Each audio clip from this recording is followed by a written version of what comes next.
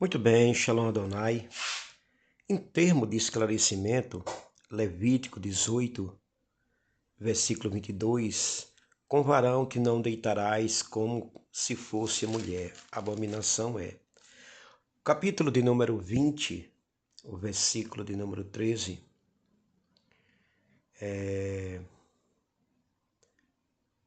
quando também um homem se deitar com outro homem, com mulher, ambos fizeram abominação, certamente morrerão, o seu sangue é sobre eles. Veja só.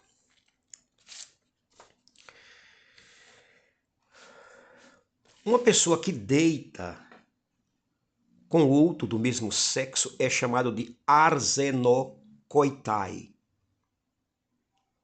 Eles praticaram o toevar, que é impureza, que é o homossexualismo.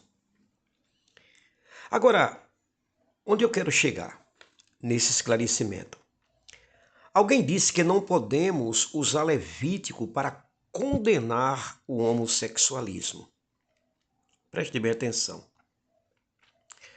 O Antigo Testamento tinha leis civis, leis cerimoniais e leis morais. Não esqueçam. Leis civis, leis cerimoniais e leis morais. O que eram as leis cerimoniais?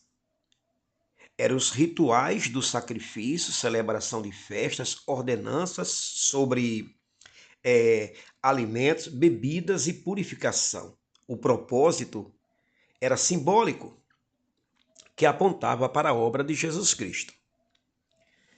Havia leis civis, eram as leis sobre o trabalho, a justiça, a igualdade, a liberdade, eram leis específicas para a nação israelita e o contexto histórico da época.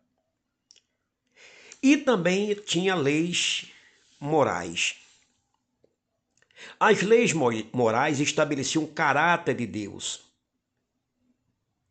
E era para orientar as relações entre as pessoas, sendo válidas para todos os tempos e lugares. Eram leis eternas. Não se restringia a uma época e a um tempo.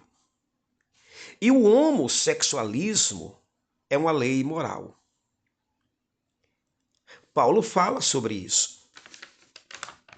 Interessante é quando você lê a primeira epístola de Paulo ao jovem pastor Timóteo, no capítulo 1, versículo 9 e 10, Paulo fala assim, sabendo isto que a lei não é feita para o justo, mas para os injustos e obstinados, mas para os ímpios e pecadores, para os profanos, religiosos, para os parricidas, os matricidas, para os homicidas, para os fornicários, para os sodomitas, são os homossexuais, para os roubadores de homens, para os mentirosos, para os pejuros e para o que for contrário à sã doutrina.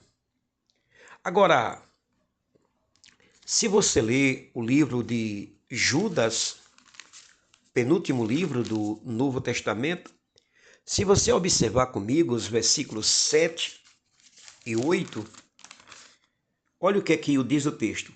Assim como Sodoma e Gomorra e as cidades circunvizinhas, que havendo-se corrompido como aqueles e ido após outra carne, foram postas por exemplo, sofrendo a pena do fogo eterno. E contudo também estes, semelhantemente adormecidos, contaminam a sua carne e rejeitam a dominação e vituperam as dignidades. Tá vendo?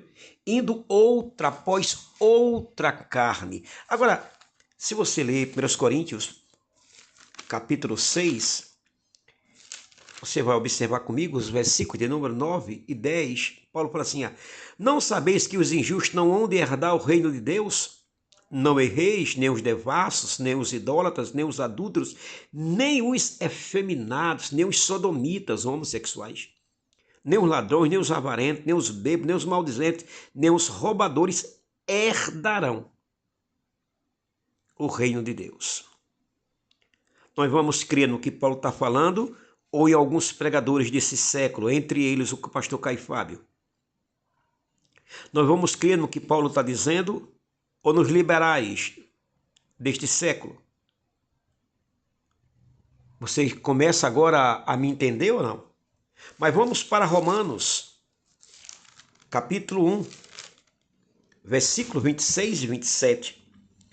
Pelo que Deus os abandonou às paixões infames, porque as suas mulheres mudaram o uso natural, no contrário à natureza.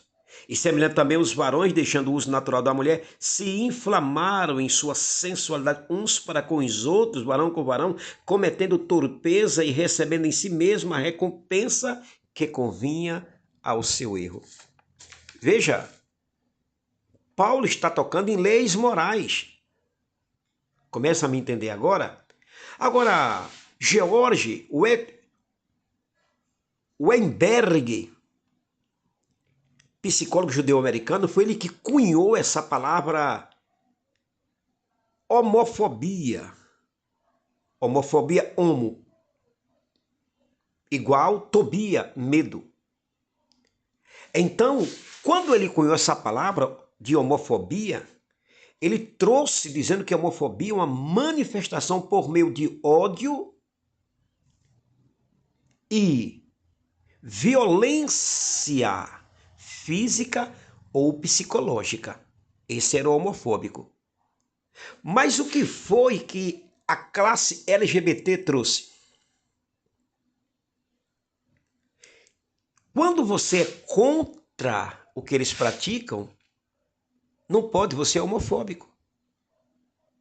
Mas quem levantou essa palavra, George, esse judeu americano, ele trouxe a homofobia, que era uma manifestação por meio de ódio e violência física ou psicológica. Você não é obrigado a ser a favor de alguém que se droga. Você não é obrigado a ser a favor de alguém que estupra uma mulher por meio de violência. Você não é obrigado a ser a favor do latrocínio, do parricida, do matricida, do homicida. Você não é obrigado a concordar com o devasso. Você não é obrigado a concordar com aquele que faz tráfico de humanos ou tráfico de drogas. Você tem que ter a sua opinião, você não é obrigado a deixar de votar numa pessoa que você crê que tem melhores desafios para o país do que aquele outro. Você tem um time que você torce, isso é normal. A mesma coisa se diz em termos do lesbianismo e homossexualismo, porque eu não gosto, porque eu não concordo, eu sou homofóbico, negativo. Eles é que trouxeram esse termo homofóbico para aqueles que não gostam, para aqueles que condenam, mas a homofobia em si era uma manifestação por meio do ódio e violência física ou psicológica. Foi isso que George Weinberg, esse judeu-americano psicólogo, trouxe em 1969.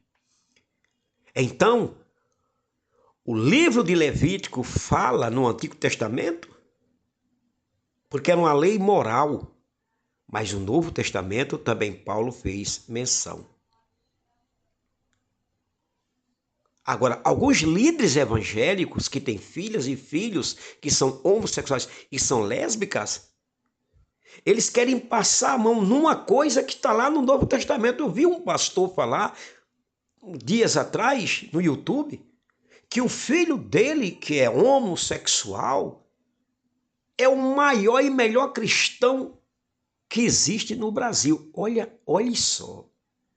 Veja só, como é que ele sabe disso? Que o filho dele é o melhor e maior cristão do Brasil. Como ele sabe disso? Qual foi a estatística que ele fez? Qual foi o recenseamento que ele fez? Qual foi a pesquisa que ele fez para tomar essa conclusão do seu próprio filho? Absurdo, irmão. homossexualismo é pecado. Entenda isso. Baruch Hashem.